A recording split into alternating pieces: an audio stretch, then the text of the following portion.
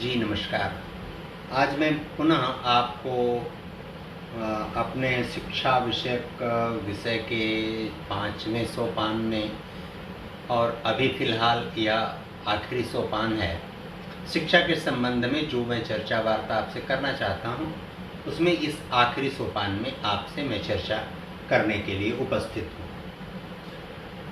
और आज का विषय है भारत में समग्र शिक्षा व्यवस्था और उसका भविष्य। इस विषय को लेकर आज मैं आप सबसे बहुत ज़्यादा बात नहीं करना चाहता, लेकिन कुछ बिंदुओं की तरफ मैं आपका ध्यान आकृष्ट जरूर करना चाहता हूँ। पहली बात तो जो विषय जिस बात की मैं चर्चा करना चाह रहा हूँ, यह किसी राष्ट्रीय शिक्षा नीति से जुड़ा हुआ कोई विषय नहीं है, किसी बहुत बड़ी व्यवस्था से जुड़ा हुआ विषय नहीं है कि इसको करने के लिए बहुत लंबे चौड़े प्रपोजल और कार्यक्रम की आवश्यकता है। इसको करने के लिए सामान्य जो पद्धति है, सामान्य दिशा निर्देश है, सामान्य इच्छा शक्ति है, केवल उसके बल पर इसको किया जा सकता है और आसानी से किया जा सकता है। यह पॉलिसी और प्लानिंग और नीति का उतना बड़ा विषय नहीं है जितना यह क्रियान्वयन और इच्छा शक्ति के साथ क्रियान्वयन का विषय है। और इसमें जो मूलभूत बात है पाठ्यक्रम को लेकर, कि पाठ्यक्रम में प्राथमिक शिक्षा में हमेशा माता और जन्म यानी माता का कोख और उस कोख का परिक्षेत्र जो है वह शिक्षा के केंद्र बिंदु होना चाहिए। शिक्षा का केंद्र बिंदु उसी को मानकर सारे पाठ्यक्रम योजना रचना, चाहे आप कितना भी दूर तक अपना व्यापम फैलाइए, अब उसकी व्यापकता को ले जाइए, लेकिन अंततः उस केंद्र से उस शिक्षा की व्यवस्था स्पष्ट रूप से जुड़ी हुई हो। माध्यमिक स्तर की शिक्षा चाहे आप कितना हो व्यापक फलक उसका बनाइए, लेकिन उसको हमेशा जहां व्यक्ति पैदा हुआ जिस स्थान पर, और उसका परिवेश जो है, उसका समाज जो है, उससे उसको जोड़ कर रखिए, वहां से उसको मत भटकाइए। कोई भी दिखावटी आकर्षण नारा वातावरण उसके सामने सृजन मत करिए।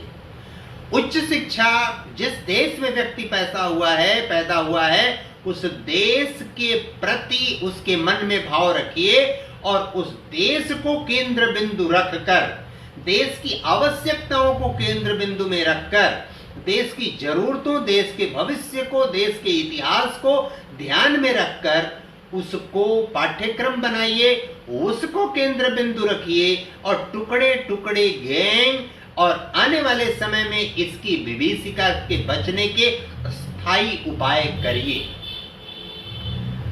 एक दूसरा विषय है कि आप जब भी शिक्षा की बात भारत में करते हैं तो भारत में 4 प्रकार की शिक्षा व्यवस्था का किसी न किसी रूप में प्रावधान होना चाहिए। अभी तक की जो व्यवस्था है, एक सामान्य आंकड़ा इसके लेने की आवश्यकता नहीं है और न तो सामान्य आंकड़ा इसका कहीं होता है, लेकिन आप हमेशा शिक्षा को 4 भागों में, 4 स्तरों में बांटिए। अभी तक 3 स्तरों में वो शिक्षा बंटी होती थी। एक शिक्षा थी औपचारिक शिक्षा, जिसमें 50% से अधिक शिक्षा की सारी गतिविधि संचालित होती थी, चाहे वो प्राथमिक शिक्षा हो, माध्यमिक शिक्षा हो, उच्च शिक्षा हो, तकनीकी शिक्षा हो, चिकित्सा शिक्षा हो, जितने भी प्रकार की शिक्षा हो, वो औपचारिक शिक्षा, स्कूली शिक्षा, स्कूली पाठ्यक्रम, नियमित विद्यालय आना जाना आदि गतिविधियां 50% शिक्षा व्यवस्था उसके अधीन थी। और लगभग 25% जो शिक्षा व्यवस्था थी वो निरौपचारिक शिक्षा व्यवस्था के अधीन थी। लगभग अनुमानित, या कोई आधिकारिक या सरकारी आंकड़ा नहीं है, लेकिन सामान्य सर्वेक्षण आप करेंगे, सामान्य अनुमान अगर समाज में लगाएंगे तो निरौपचारिक शिक्षा यानी दूरस्थ शिक्षा, प्रौढ़ शिक्षा, ओपन स्कूलिंग सिस्टम, खुली शिक्षा, इस तरह की जो शिक्षा प्रणाली है, उस तरह की शिक्षा प्रणाली में आप दूरस्थ शिक्षा, डिस्टेंस एजुकेशन, उसमें लगभग 25% लोग अब तक इंगेज्ड थे, इन्वॉल्व थे किसी न किसी रूप में। समुचित शिक्षा से जुड़े हुए लोगों की लगभग 25% लोग उसमें। शेष तीसरे प्रकार की जो शिक्षा थी वो अनौपचारिक शिक्षा थी, उसमें भी 25% लोग किसी न किसी रूप में जुड़े हुए थे, चाहे वो अनऑर्गेनाइज्ड एजुकेशन सिस्टम हो, चाहे non governmental organizational education system हो, चाहे जो भी हो, लेकिन उसमें भी 25% लोग जुड़े हुए थे जो अनौपचारिक रूप से शिक्षा प्राप्त करने का कार्य करते थे। एक चौथे प्रकार की शिक्षा व्यवस्था की भारत में बहुत सख्त आवश्यकता है और जिसको आप सनौपचारिक शिक्षा कह सकते हैं। और इस शिक्षा व्यवस्था में कोई व्यक्ति, मान लीजिए उसकी वो आयु 40 साल हो गई, 45 साल हो गई, 50 साल हो गई और उसको न्यायिक कार्यों में रुचि है, वो न्यायिक कार्यों में स्नातक करना चाहता है, उसको इंजीनियरिंग की किसी गतिविधि में बहुत अच्छी समझ है और उसमें कोई सर्टिफिकेट, कोई प्रमाण पत्र चाहता है, उसको कोई चिकित्सा के क्षेत्र में अच्छी समझ हो गई, चाहे वो आयुर्वेद में हो, चाहे यूनानी चिकित्सा पद्धति में हो, चाहे वो एलोपैथ में हो, चाहे जिस भी क्षेत्र में हो, उसको कोई अच्छी समझ है, कोई अच्छी जानकारी है और उसको लेकर एक प्रमाण पत्र हासिल करना चाहता है, तो उसको वो अवसर प्राप्त होना है। वो स्नातक करना चाहता है, स्नातकोत्तर करना चाहता है, लेकिन स्कूल नहीं जा सकता। और आप प्रौढ़ सतत शिक्षा के लिए दूरस्थ शिक्षा में जो प्रावधान है, उस प्रावधान में भी वो नहीं आ सकता। ऐसे लोगों को आप कहीं भी पंजीकरण करा के किसी भी जो पंचायती व्यवस्था है उसके द्वारा, किसी सरकारी तंत्र द्वारा, किसी शिक्षा संस्थान द्वारा आप उसका मूल्यांकन करके उसको यथोचित और उचित प्रमाण पत्र देने की व्यवस्था भी इस देश में करना चाहिए। क्योंकि स्वतः स्फूर्त जो योग्यता है, उस योग्यता को आप दबा नहीं सकते, तिरोहित नहीं कर सकते, लेकिन उसको प्रमाण पत्र की इसलिए आवश्यकता है कि लोग, समाज और दुनिया प्रमाण पत्र की ही भाषा समझता है। अप्रमाणिक भाषा को समझने में उसको बहुत देर लगती है और तब तक उस व्यक्ति का समय काल बीत जाता है। इसलिए भारत में औपचारिक शिक्षा, निरौपचारिक शिक्षा, सनौपचारिक शिक्षा और अनौपचारिक शिक्षा, ये 4 प्रकार की शिक्षा व्यवस्था होनी चाहिए। लगभग 40% लोग औपचारिक शिक्षा व्यवस्था में होने चाहिए, 20% निरौपचारिक शिक्षा में, 20% अनौपचारिक शिक्षा में और 20% सनौपचारिक शिक्षा व्यवस्था में इस देश की व्यवस्था संचालित होनी चाहिए। इससे अधिकांश लोगों तक शिक्षा की पहुंच होगी और योग्य, काबिल, सामर्थ्यवान लोग का प्रमोशन होगा, उनकी प्रगति होगी और देश समाज के लिए उनका बेहतर उपयोग हो पाएगा। और इन सभी कामों को करने के लिए आपको किसी बहुत बड़ी राष्ट्रीय शिक्षा नीति बनाने, राष्ट्रीय शिक्षा नीति में पुनर्गठन करने, पुनः से राष्ट्रीय शिक्षा नीति बनाने की कोई बहुत अधिक आवश्यकता नहीं है। उसमें आमूलचूल परिवर्तन, उसमें सूक्ष्म परिवर्तन करके आप एक निश्चित दिशा निर्देश देकर निकायों को आप उसको लागू और क्रियान्वित कर सकते हैं।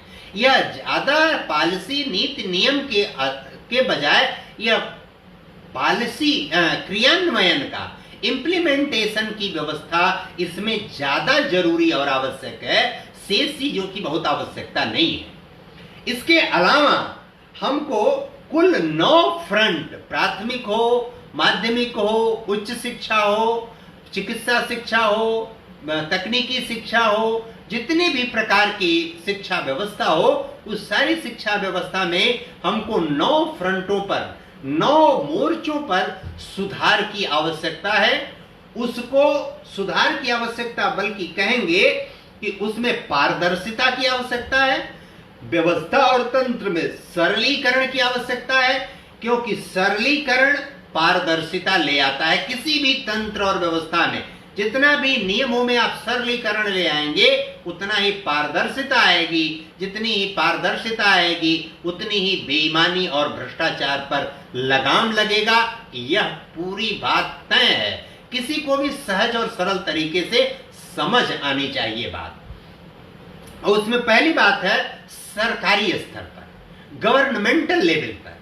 गवर्नमेंटल लेवल का मतलब मुख्यमंत्री स्तर पर, प्रधानमंत्री स्तर पर, शिक्षा मंत्री स्तर पर, मानव संसाधन विकास मंत्रालय स्तर पर, कैबिनेट मंत्रालय, कैबिनेट की व्यवस्था के स्तर पर, यानी जो क्या कहते हैं, जो मशीनरी है, जो नियम और कानून और संविधान बनाती है, उस स्तर पर एक व्यापक दृष्टिकोण, खुला दृष्टिकोण, ओपन माइंडसेट के साथ काम करने वाले लोगों को आना चाहिए, जो शिक्षा की आधारभूत समझ कम से कम जरूर रखते हो, शिक्षा की सामान्य अवधारणा को जानते हो, शिक्षा की भारतीय संदर्भों में आवश्यकता को समझते और जानते हो, शिक्षा को भारतीय लोकमानस और भारत का दुनिया के साथ तादात्म्य कैसे स्थापित हो, दुनिया के साथ कैसे भारत अपने को स्थापित कर सके, दुनिया में सर्वोच्चता भारत को पहले से प्राप्त है, आज के परिवेश में वो स्थापित हो गई है। इसका मतलब है कि हमारा जो तंत्र और सिस्टम पुरानी पद्धति का है वही अच्छा है, वही सुविधाजनक है, वही स्वास्थ्यवर्धक है, वही देश हित में है, वही राष्ट्र के कल्याण के लिए काम आने वाली है।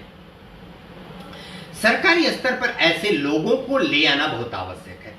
दूसरा, प्रबंधन और प्रशासनिक स्तर पर अच्छे लोगों को ले आना जरूरी है, जो सरलीकरण में विश्वास करते हो, पारदर्शिता में विश्वास करते हो, न्याय प्रियता में विश्वास करते हैं, नीतिपूर्ण कार्य व्यवहार में विश्वास करते हैं और सही अर्थों में शिक्षा के प्रति उनमें रुचि और लगन, निष्ठा और समर्पण का भाव। आप किसी मैनेजमेंट की व्यवस्था में ऐसे लोगों को, कहीं कुलपति, प्रिंसिपल, डायरेक्टर आदि की नियुक्तियों में इन सारी चीजों का विस्तृत आपको ध्यान रखना चाहिए।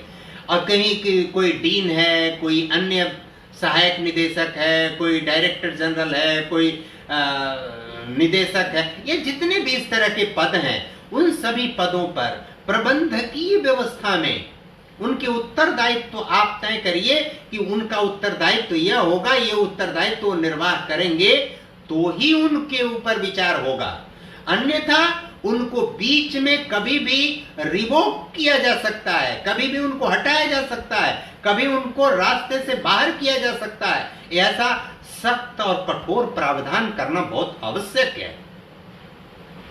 ऐसा नहीं है कि हम उनके एक जांच बैठती है, वो जांच की रिपोर्ट 6 महीने, साल भर, 2 साल, 5, उनका कार्यकाल खत्म हो जाता है, तब तक पता चलता है रिपोर्ट ही नहीं आई।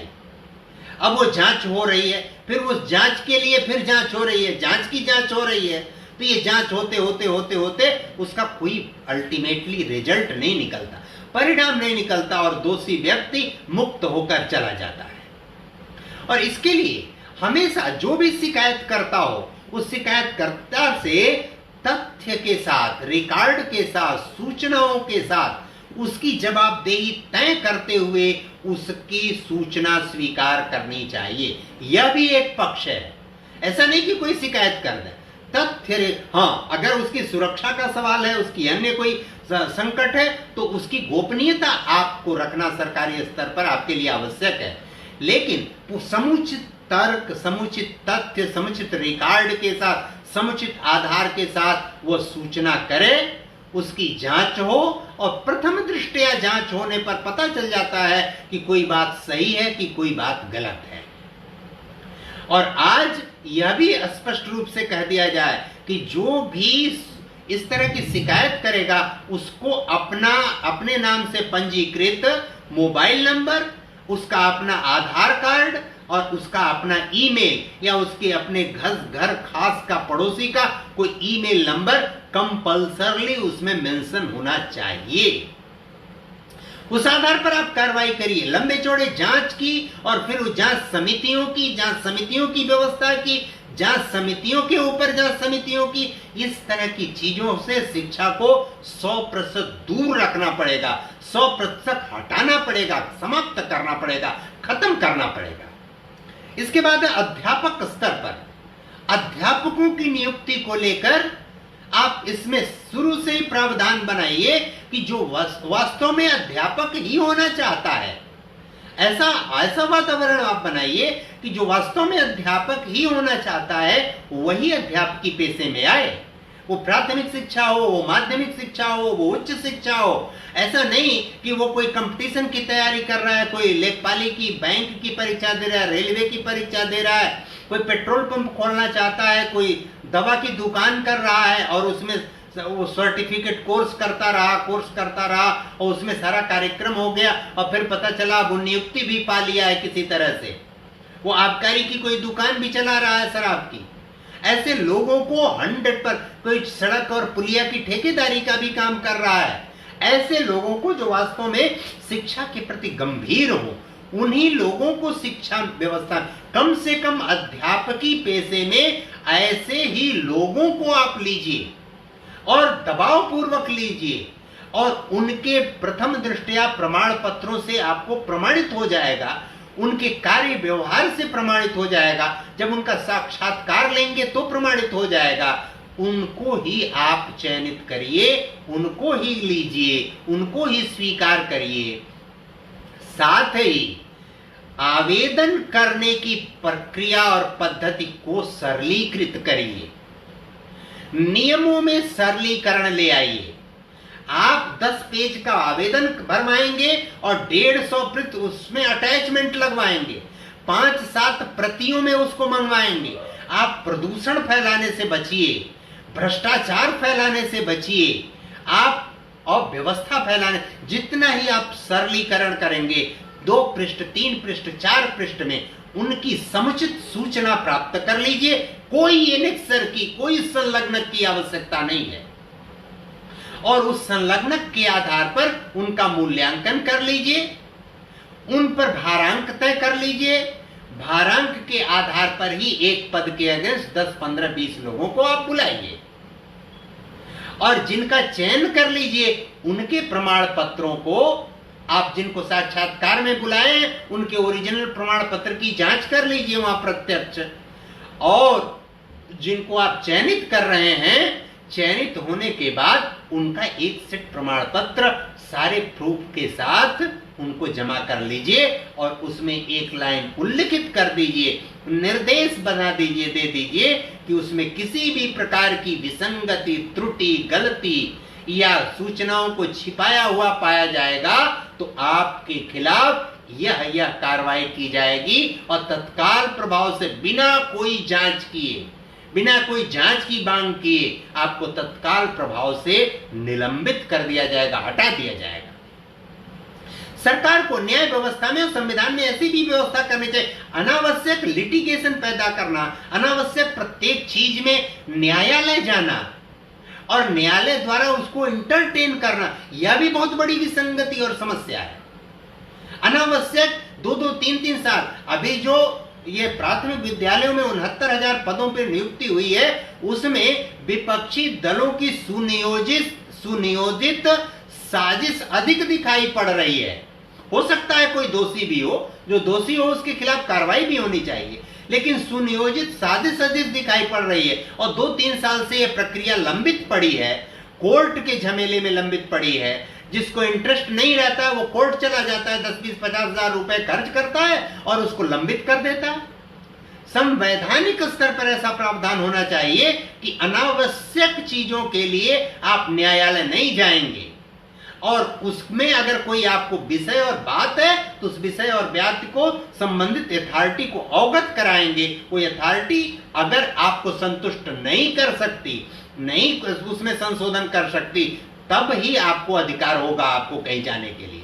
नहीं, अनावश्यक जाना और व्यक्तिगत संबंधों के आधार पर न्यायाधीश और बड़े अधिवक्ताओं के प्रभाव के कारण उसमें समस्या आती है, वो बाधित होता है, रुक जाता है। 3-3, 4-4, 5-5 साल प्रशासनिक पदों की नियुक्तियां रुकती हैं। अध्यापकों के कई सारे विज्ञापन लंबित पड़े हैं, वो नियुक्तियां नहीं हो पा रही। ये बहुत बड़ी विडंबना है, बहुत बड़ी समस्या है। इसको प्रत्येक दशा में अध्यापक के फ्रंट पर जाकर रोकने की आवश्यकता है। इसके बाद है कर्मचारी स्तर पर। हमारे यहाँ चतुर्थ श्रेणी कर्मचारी होते हैं, तृतीय श्रेणी कर्मचारी होते हैं, हमारे यहाँ वित्त के से संबंधित कर्मचारी होते हैं, कुल सचिव स्तर और उससे नीचे के बहुत सारे लोग होते हैं, फाइनेंस अफसर और अकाउंटेंट और उससे जुड़े हुए लोग होते हैं, लैब से जुड़े हुए लोग होते हैं, सफाई कर्मचारियों से जुड़े हुए, आउटसोर्सिंग आदि जैसे बीभत्स और गंदे तरीकों से 100% दूर रहना चाहिए। विदेशों की आयोजना और नकल से हिंदुस्तान नहीं चल सकता और हिंदुस्तान को लंबे समय तक आप नहीं चला सकते, उसको अस्थायी विकास का रास्ता नहीं दे सकते, भारत को वास्तविक और अस्थायी विकास नहीं दे सकते, भारत को परम वैभव पर नहीं ले जा सकते, विश्व गुरु नहीं बना सकते, आपको विदेशी नकल करके आप ये कार्य नहीं कर सकते। इसलिए इस तरह की चीजें पूरी तरह बंद करके समुचित नियुक्ति, योग्य काबिल लोगों को नियुक्त करना चाहिए जो सचमुच वह उसकी अर्हता और पात्रता रखते हो और समुचित पारदर्शिता के साथ अर्हता पात्रता रखते हो। उनके सर्टिफिकेट के भारांक तय कर दीजिए और वो तय भारांक एक सूची चस्पा कर दीजिए कि इस सर्टिफिकेट पर इतने अंक तय हैं। आप स्वयं गणना कर लीजिए कि आपका भारांक ठीक है कि नहीं ठीक है तो आप अवगत कराइए संबंधित अथॉरिटी को। अनावश्यक आप समस्या न तो बढ़ाइए न तो पारदर्शिता को रोकिए। अगर पारदर्शिता को आप रोकेंगे तो निश्चित रूप से आपका व्यक्तिगत भला हो जाएगा, किसी अथॉरिटी का भला हो जाए, लेकिन संस्था का नुकसान होता है, लोक का, समाज का नुकसान होता है, पूरे देश का नुकसान होता है और यह जो मल्टीप्लायर होता है, इसका गुणक प्रभाव पड़ता है, वो बहुत विनाश करता है। इसलिए उस फ्रंट पर भी बहुत सतर्क सा। छात्र स्तर पर, छात्रों के स्तर पर एडमिशन प्रक्रिया को लेकर आप बार बार एडमिशन के लिए टेस्ट लेना, हमको स्नातक में, बीएससी में, एमएससी एडमिशन, हम उसके लिए टेस्ट लिए जा रहे हैं। टेस्ट लेने की प्रक्रिया कितनी दुरूह है। ऑनलाइन आवेदन करिए, परीक्षा फॉर्म ऑनलाइन करिए, ये आवेदन ऑनलाइन करिए, ये अनावश्यक आवेदन करने। एक बार शुरू में एडमिशन के लिए उसने हाई स्कूल इंटरमीडिएट में कितना प्राप्तांक किया, 6वीं 7वीं 8वीं में कितना प्राप्तांक प्राप्त किया, अगर इनिशियल स्टेज में उसका एडमिशन कर रहे हैं पहली कक्षा दूसरी कक्षा में, तो उस बच्चे से बात कर लीजिए मास्टर जी, और बात करके आपको पता चल जाएगा कि वो उसका स्तर क्या है और उसका एडमिशन कर लीजिए। 9वीं में एडमिशन करना हो, 6वीं 7वीं 8वीं का उसका परिणाम देख लीजिए। 6वीं में एडमिशन करना है, पहली दूसरी तीसरी चौथी 5वीं का परिणाम देख लीजिए। आपको 11वीं में एडमिशन करना है, 9वीं 10वीं का देख लीजिए। स्नातक पर करना है तो 11वीं 12वीं का देख लीजिए। स्नातकोत्तर पर करना है तो स्नातक का देख लीजिए। और पहली ही परीक्षा में शुचिता कैसे हो उसका ध्यान रखिए। बार बार परीक्षा लेकर आप शुचिता नहीं ला सकते। बार बार परीक्षा लेकर आप शुचिता से मुंह मोड़ते हैं, क्योंकि पहली बार यदि शुचिता आप नहीं ला पाए तो दूसरी बार, तीसरी बार, चौथी बार, कितनी बार भी आप परीक्षा लेंगे आप शुचिता नहीं ला पाएंगे। पहली बार शुचिता लाइए और उस शुचिता के आधार पर जो वास्तव में काबिल और योग्य हैं, जो पढ़ने लिखने वाले समझदार हैं, दूरदृष्टि, वो अपने आप आ जाएंगे और उनके आधार पर उनके अग्रिम निर्णय करते जाइए। अन्यथा आप टीईटी, ईडीटी, ईबीटी, सीबीटी, गीबीटी ये सब करते रह जाएंगे और नाश करेंगे व्यक्तित्व का, योग्यता का, क्षमता का, समाज का, संस्थाओं का और देश का नाश करेंगे। एक अध्यादेश लाकर, निर्देश ले आकर, कैबिनेट की बैठक बुलाकर एकदम स्पष्ट दिशा निर्देश देकर इन सारी बातों को खत्म करना चाहिए। तदर्थवाद खत्म करना, स्व वित्त पोषण की व्यवस्था खत्म करना चाहिए। ये जो आउटसोर्सिंग है, इस तरह की व्यवस्था पूरी तरह खत्म करना चाहिए। अवकाश प्राप्त लोगों को रखने की व्यवस्था पूरी तरह खत्म करना चाहिए। प्रत्येक दशा में अस्थायी व्यवस्था, शिक्षा व्यवस्था किसी भी देश और समाज की रीढ़ है, उसको समुचित सुधार उसमें आवश्यक है। और उसमें अगर समुचित सुधार हम नहीं कर सकते तो इसका मतलब है हम कुछ भी नहीं कर सकते देश के लिए। सड़क बनेगी, टूटेगी, चली जाएगी, आने वाली पीढ़ी पुरानी सड़क नहीं देख पाएगी। लेकिन व्यक्ति बनेगा अच्छा तो वो ये समझेगा कि आज सड़क बनी है तो कल टेलीफोन वालों को वहां सड़क फिर खोद कर उसमें केबल नहीं डालना चाहिए। बिजली वालों को दूसरी तरफ फिर सड़क खोद कर उसमें बिजली नहीं डालनी चाहिए। विवेकवान और दूरदृष्टि वाला अगर नियोजक होगा तो पहली बार में ही इन सब की बैठक बुला के सारी बातें तय करेगा कि कैसे कैसे आपको काम करिए कि उसका जो मल्टीप्लायर नुकसान है, गुणक नुकसान जो हो रहा है, उस नुकसान से कैसे बचा जा सकता है। लाखों हजारों करोड़ों रुपया नष्ट होता है, सड़क बनती है, सड़क को फिर खोदा जाता है, उसमें केबल पड़ती है, फिर केबल टूटती है, फिर खोदा जाता है, फिर सड़क बनाने वाले पर लोग दौड़ते हैं कि सड़क बनी नहीं, सड़क टूट गई, ये हो गया। नालियां खुदी रहती हैं, वो बरसों नालियां खुदी रहती है। ये नियोजन का अभाव है। आप नियोजन के लेवल पर लाखों करोड़ों खर्च करते हैं, बैठक कार्यक्रम बनाते हैं, प्लानिंग कमीशन बनाते हैं, नीति आयोग बनाते हैं, और उसमें लोग बैठे क्या करते हैं? ये सब नियोजन क्या है? नियोजन का अर्थ है कम संसाधन में, कम समय में, कम स्थान में बेहतर परिणाम देना नियोजन। नियोजन के अलावा और कुछ है नहीं। अर्थशास्त्र यानी केवल पूंजी को समझने वाला नियोजन नहीं कर सकता। इस बात को ठीक से समझने की जरूरत है। इसके बाद है अभिभावकों के स्तर पर। आधे से अधिक अभिभावक ऐसे होते हैं जो अभिभावक बच्चों का एडमिशन करा देना, उनको फीस कापी दे देना, अपने कर्तव्य की इतिश्री समझ लेते हैं। उनका यह दायित्व है कि उस विद्यार्थी में जिसका हमने एडमिशन कराया है उसमें हम कैसे, क्या प्रगति हो रही है, क्या सुधार हो रहा है, उसका विधिवत मूल्यांकन वो स्वयं करें। जिस संस्था में पढ़ रहा है उसके प्रति उस जागरूक रहें, उसके संपर्क में रहें, उससे जांच करने के भाव में ना आए। क्योंकि प्रत्येक स्तर पर केवल और केवल जांच करने के भाव आना, केवल टिप्पणी करने का भाव आना, केवल हमेशा छींटाकसी करने का भाव आना, हर प्रत्येक बात में हम जांच कर रहे हैं, हम पता कर रहे हैं कि कोई गलत है कि नहीं। आप बेहतर सकारात्मक सुझाव क्या दे सकते हैं, ये आपका योगदान क्या है, आप कंट्रीब्यूशन क्या कर रहे हैं, यह पहली शर्त होती है विचार करने की। जिस विद्यालय में हमारा विद्यार्थी पढ़ रहा है, हमारा बालक पढ़ रहा है, हमारा छात्र पढ़ रहा है, उसमें फला चीज की कमी है और वो कमी मैं तो पूरा कर सकता हूं तो मुझे करना चाहिए। उस विद्यालय में इस चीज की कमी है, इसको हमारे फलाने परिचित व्यक्ति पूरा कर सकते, उनसे पूरा करवाना चाहिए।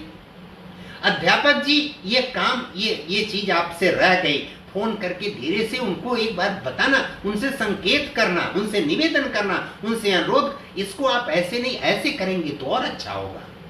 जरूरत हो तो उनसे जाके मिल के आना, प्रिंसिपल से मिल के आना, अध्यापक से मिल के आना, उनसे प्रॉपर सुंदर यशस्वी तरीके से बात करना, चिल्लाना नहीं। क्योंकि वो संस्था उन्हीं की नहीं है, आपकी भी है। सहकार सामंजस्य सद्भाव से हम बेहतर परिणाम ले सकते हैं। हमेशा जांच से, टिप्पणी से, जोर जबरदस्ती दबाव से आप कभी भी दूरगामी, अच्छा, सुंदर, सकारात्मक और क्या कहते हैं रचनात्मक परिणाम नहीं ले सकते। किसी भी स्तर पर किसी से भी नहीं ले सकते। और ऐसे ही महसूस करिए कि सांप को पालकर लोग उनके बीच सोकर जीवन जी लेते हैं, लेकिन एक सड़क छाप कुत्ते को डांट कर आप उससे निपट नहीं सकते।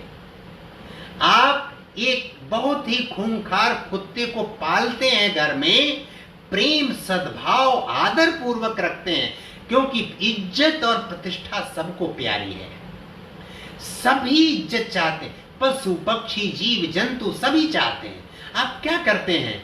उनको थोड़ा भोजन देते हैं, उनके सर पर हाथ हिलाते हैं, उनको कभी साफ सफाई कर देते हैं, उनको नहला देते हैं और जूता पहने पैर अपना उनके मुंह में डालते हैं, तो वह खूंखार कुत्ता आपको काटता नहीं है। दूसरे अनजान व्यक्ति के ऊपर झपट्टा मार लेता है और उनका कब प्राण हरण कर ले पता नहीं चलेगा।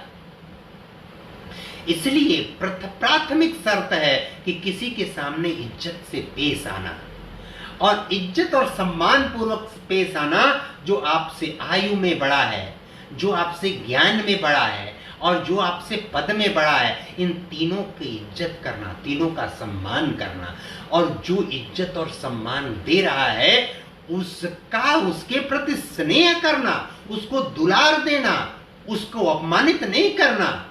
हमको कोई इज्जत सम्मान और प्रतिष्ठा दे रहा है तो इसकी मैं पात्रता है, और इस पर इतराना, इसमें ऐंठन बगारना, अभिमान में आ जाना, अहंकार और दंभ में आ जाना, यह श्रेष्ठता का लक्षण नहीं है। हमको प्रथम दृष्टिया सोचना चाहिए, जो हमको इज्जत प्रतिष्ठा दे रहा, आदर दे रहा है, यह उसका बड़कपन है कि मुझे आदरणीय बना रहा है, इसलिए वह प्रथम दृष्टिया हमारे स्नेह का, हमारे प्रेम का, हमारे दुलार का वो अधिकारी हो जाता है। अगर उसने हमारा अभिवादन किया, हाथ जोड़ा, तो उसके सर पर, उसके पीठ पर हाथ रखना हमारा नैतिक कर्तव्य है, हमारा नैतिक धर्म है। उसकी 1000 गलतियों को भूल जाना हमारा नैतिक धर्म और कर्तव्य है। तब शिक्षा व्यवस्था चलती है, तब ये सदाचार का पाठ वहां पढ़ा जाए, तब मनुष्य का निर्माण होता है, तब व्यक्ति का निर्माण होता है। यह भाव अभिभावक स्तर पर और भावक स्तर पर इस तरह का वातावरण बनना चाहिए। छात्र अभिभावक सम्मेलन केवल खाना पूर्ति, ये कागजी व्यवस्था के लिए नहीं होना चाहिए। छात्र परिषद केवल कागजी व्यवस्था के लिए नहीं होना चाहिए। पुरातन छात्र परिषद केवल कागजी कोरम के लिए नहीं होना चाहिए। इन सारी व्यवस्थाओं को वास्तविक धरातल पर उतारने की आवश्यकता है।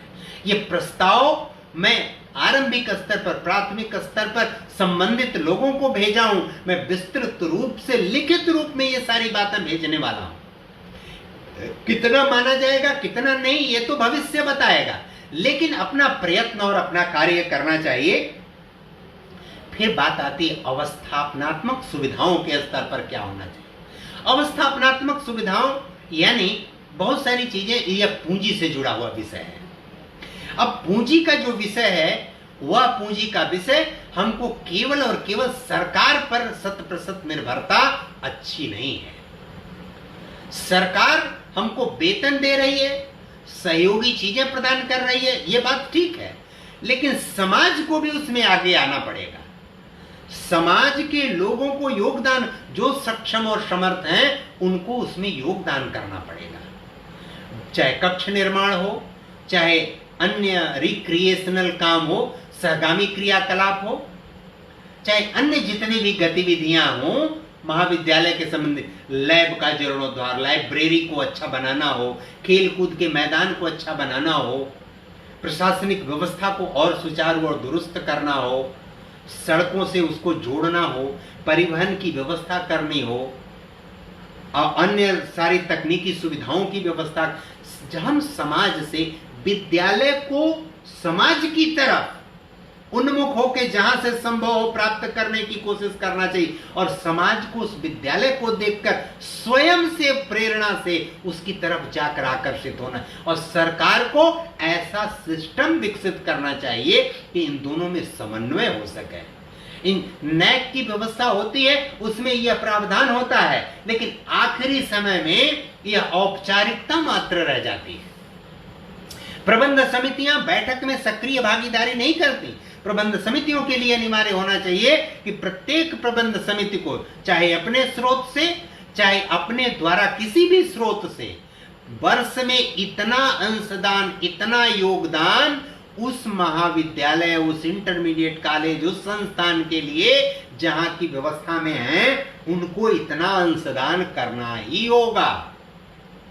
वेतन भत्ते और नियमित खर्चे जो सरकार देती है, उसके अलावा वर्ष का जितना खर्च है, उस खर्च में सरकार का जितना अंशदान है, उस अंशदान का 25%, 33%, 50%, जो भी व्यवस्था हो, सरकार को यह नियत करना चाहिए कि उस प्रबंध तंत्र को वो व्यवस्था करनी है, और वह व्यवस्था बच्चों की फीस से नहीं होगी, स्वयं अपने निजी स्रोत से करें या समाज से वो कराएं, किसी औद्योगिक घराने से कराएं, किसी व्यावसायिक घराने से कराएं, समाज से चंदा इकट्ठा करके करें, लेकिन करें कि हमारा ये योगदान है और इस विद्यालय के लिए ये कार्य सुंदर बनाएगी इस कार्य। अन्यथा उनको हटाइए प्रबंध समिति से और नए प्रबंध समिति का मनोनयन करिए।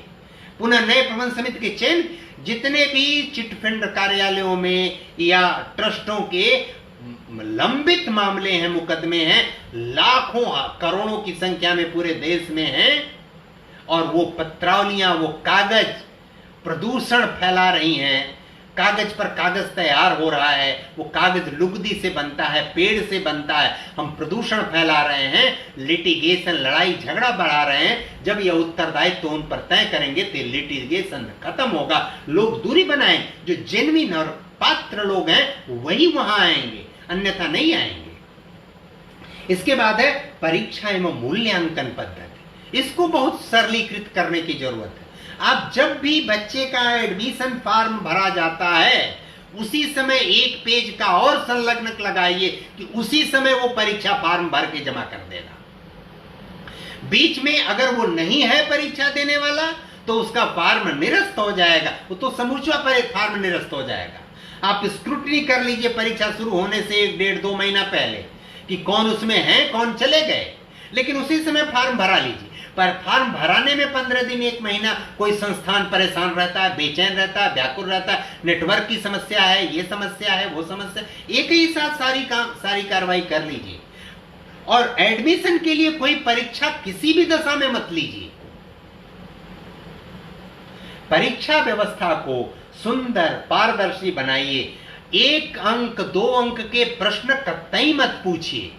हमेशा 2 तरह के बहुत लंबे प्रश्न भी मत पूछिए। बच्चे उबते हैं, परेशान, मानसिक क्लेश होता है उनको। आप उनसे 5 सवाल पूछिए जिसको 100 शब्दों में वो उत्तर दें। उनसे 2-3 सवाल पूछिए जिसका 400 से 500 शब्दों में उत्तर दे दें। इसके अलावा उनसे कुछ पूछने की जरूरत नहीं, उनका पूरा मूल्यांकन उतने में ही हो जाएगा। आप 1 लाइन में उत्तर देने वाला भी स्थिति मत रखिए और 5 पेज में उत्तर देने वाली स्थिति भी मत रखिए, ये दोनों घातक हैं। और इस नाते परीक्षा व्यवस्था और परीक्षा व्यवस्था के बाद अगर परीक्षा व्यवस्था को सुंदर, सुचार, सरलीकृत, पारदर्शी करेंगे तो मूल्यांकन व्यवस्था भी सुंदर, सुचार और पारदर्शी होगी। और उस सुंदर, सुचार और पारदर्शी व्यवस्था से आप व्यक्ति का, विद्यार्थी का, देश के कर्णधारों का, भावी नागरिकों का सुंदर, उचित चयन और मूल्यांकन कर पाएंगे। और आखिरी विषय है अंततः प्रमाण पत्र देने का। प्रत्येक विद्यार्थी जिसको प्रमाण पत्र मिलता है उसकी उपयोगिता उसके जीवन में सुनिश्चित करके भेजिए। वो संस्थान का उत्तरदायित्व हो, काउंसलिंग की वहां व्यवस्था हो कि उसके बाद वो क्या करेगा। उसके बाद 1 साल, 2 साल, 3 साल तक वहां काउंसलिंग की वहां व्यवस्था प्रोवाइड कराइए। वहां काउंसलिंग की ऐसा सिस्टम हो, ऐसा तरीका हो कि वो संपर्क में रहे, उसको प्रॉपर गाइडेंस मिले उस संबंधित विषय के व्यक्ति से, अध्यापक से, कि तुम अब ये काम करो, तुम ये काम करो, तुम ये काम करो, तुमको अब ऐसे करना चाहिए, तुमको ऐसे करना चाहिए। शिक्षा में हमेशा माध्यमिक स्तर तक जो सबको शिक्षा अनिवार्य होनी चाहिए, चाहे वह औपचारिक शिक्षा हो, चाहे अनौपचारिक शिक्षा हो, चाहे सनौपचारिक शिक्षा हो, चाहे निरौपचारिक शिक्षा हो, सबको अनिवार्य होनी चाहिए। लेकिन माध्यमिक से ऊपर तक की, ऊपर की शिक्षा चुने हुए लोगों को, शिक्षा के प्रति सही में जो गंभीर हों उन्हीं को दीजिए और उन्हीं को कहिए कि आप शिक्षा प्राप्त करिए इंटरमीडिएट तक की, अन्यथा इंटरमीडिएट तक की शिक्षा लेकर आप एंटरप्रेन्योरशिप यानी कोई उद्योग धंधे कार्यक्रम कारखाना कोई रोजगार स्वरोजगार के सृजन में आप लग जाइए। इसके लिए उनको प्रोत्साहित कीजिए और नियमित विद्यालय आना, नियमित प्रक्रिया जो व्यवस्था है इन चारों प्रकार के शिक्षा का ये सामान्य नियम निर्देश देकर, इसके लिए कोई राष्ट्रीय शिक्षा नीति बनाने की आवश्यकता नहीं है। और हमेशा आप 10वीं तक व्यक्ति के मातृभाषा को पढ़ना अनिवार्य करिए, उसके साथ वो 2 अन्य भाषाओं की भी शिक्षा प्राप्त करे, इसकी व्यवस्था करिए।